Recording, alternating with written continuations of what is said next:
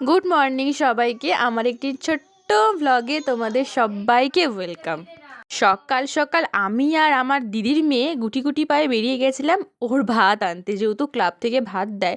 সকাল সকাল মানে কিন্তু ভেবো না যে একদম ভোরবেলা, তখন বাজে বেলা 11টা, কারণ আমরা উঠেছি অমনি টাইমে। তো যাই হোক, চিপস তো নেবেই, দেখলেই তোমরা দোকানে গিয়ে কীরকম বায়না করছে।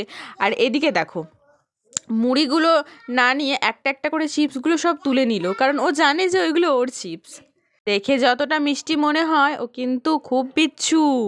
আর দেখো, আর উঠেইছি তো 11টায়, আর বেজে গেছে বেলা 11টা 40, তখন আমি ব্রেকফাস্ট করছি।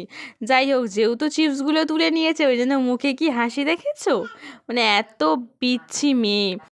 তারপর চলে গেছিলাম মেয়ের জন্য খাবার বসাতে, আর আজকে একদমই সিম্পল খাবার করেছি ওর জন্য। ভাত, গাজর, পেঁপে, আলু সব কিছু দিয়ে সেদ্ধ করে দিয়েছিলাম।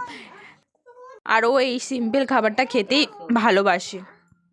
আর আমাকে সারাদিনে মোটে কাজ করতে দেয় না, সব সময় খালি বিরক্ত করে। আমি ঘর গোছাবো, সেইখানে চলে যাবে। দেখতে পাচ্ছ কি অন্যায়টাই না করছে, ওরকম সারা দিন করে। তো এইভাবেই একে নিয়ে আমার সারাদিন কেটে যায়। কি বলবো, বিরক্ত করে, আবার ঘুমিয়ে পড়লে ভালোও লাগে না, এইভাবেই কাটতে থাকে। তো তোমাদের যদি ভিডিওটা ভালো লাগে তাহলে অবশ্যই একটা লাইক করে দিও।